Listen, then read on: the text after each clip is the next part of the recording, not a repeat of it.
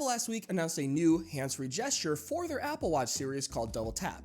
The premise is to allow users to snooze alarms, stop timers, or do basic OS navigation with just a few quick taps of your finger. This reminds myself and many others about an implementation that Samsung already has called Universal Gestures, and today I want to demo the feature on the Galaxy Watch 6. Honestly, it's fun to compare apples versus oranges, if you will, and another takeaway we should have as Pixel fans is what the Pixel Watch will be up against if they plan to implement this feature as well.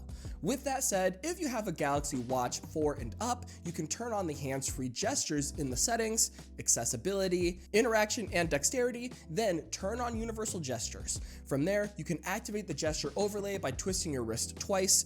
Once activated, you should notice a little yellow icon which indicates to you what item you're about to take action on. This outline is the main way you interact with the OS. One pinch will hover the outline over to the next item. 2 pinches hovers the outline back an item. Clenching your fist once represents a tap, and clenching your fist twice will open an action menu to access a wider variety of functions depending on what is displayed on your screen. So on the home screen, for example, the action menu will give you shortcuts to apps, notifications, and other home screen tiles. Using the action menu on other home screen tiles will give you shortcuts for more advanced actions like adding new tiles, swiping left, swiping right, and going to your watch face. Using it on notifications will give you an option to dismiss it alongside the rest of your navigation options.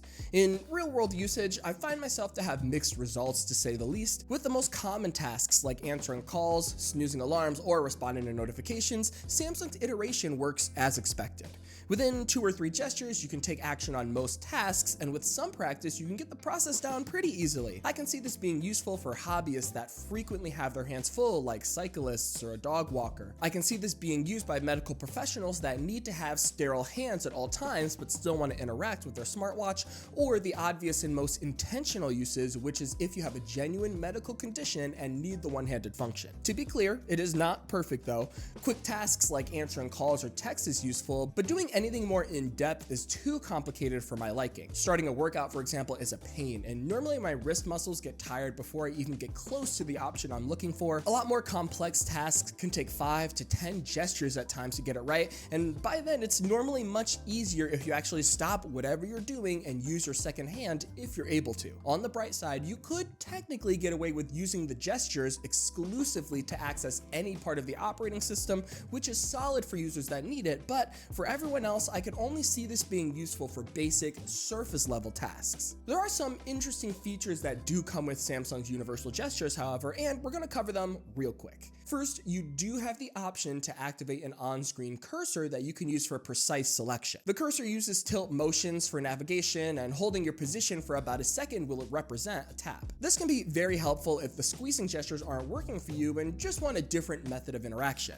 Another fun fact is you can remap most of these gestures in the Samsung Wear app, which is huge because I find the default layout to be a bit cumbersome. If you do plan on using these gestures religiously, I would heavily consider remapping the gestures to what is most convenient for you. It will make the entire flow of operating hands-free much more seamless once you take the time to fine-tune it for your preferences. In closing, without hands-on time with Apple's version, I can't specifically say which iteration is better.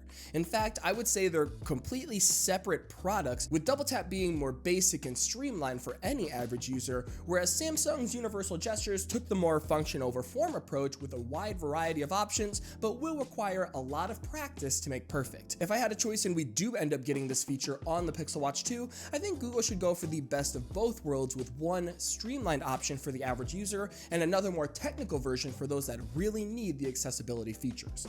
With that said, guys, let me know what you think of Double Tap versus the universal gestures conversation. Would you want to see this in a Pixel Watch? Does anyone already use this feature on their Galaxy Watch now? And if so, how? I would love to hear what you guys think, but in the meantime, I am getting out of here. This has been Jordan Floyd with 9 to 5 Google. Thank you so much for watching, and I'll see you in the next one.